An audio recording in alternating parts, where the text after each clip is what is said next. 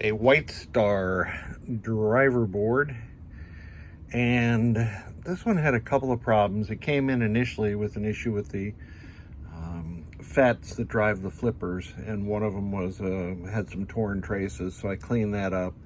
I replaced the other one also because the original IRL 530 or 540 that comes in this board, or maybe even something prior to that, really doesn't hold up very well to people holding the flippers on, for instance.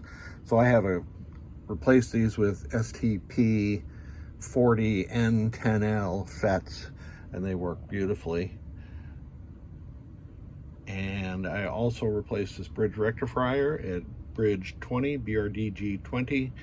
It was pretty hacked up, and I couldn't guarantee that it was going to work the way that it was. So I took the spade style bridge rectifier out of there and installed a wire lead bridge rectifier. It looks kind of ugly. That is the best I could do with what I had left on the board. Now, right now I have a knocker coil attached to the flipper circuitry for the left flipper, and I can fire that. You see how it fires and then stays on a little bit? That's the flipper power and hold strokes. Now I'm going to move my wire over to the left flipper, or the right flipper, sorry, and run the same test. So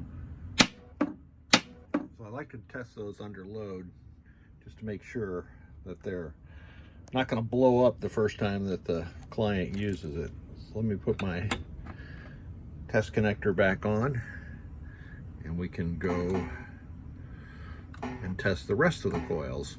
So let me cycle through them now.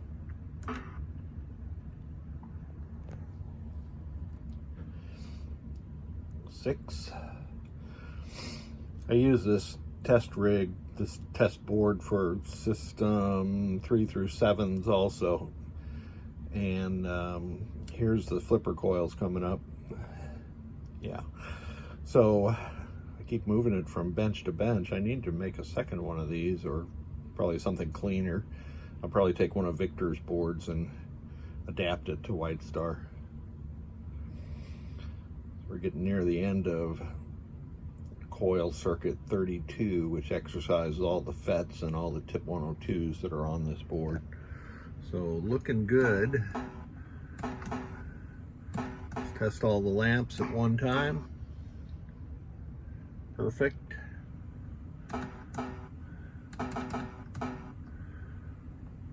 Don't need to test the switches. Those are on the MPU board. Some of these coil circuits are a rehash of the solenoid circuits, and I should mention I have Harley-Davidson ROMs in the board. Patch collected. So you can hear a little Harley-Davidson there. So this power driver board is good to go. Thank you so much for sending it. I guess the last thing I'll show is that the general illumination 4 circuits are operating properly. Thanks again.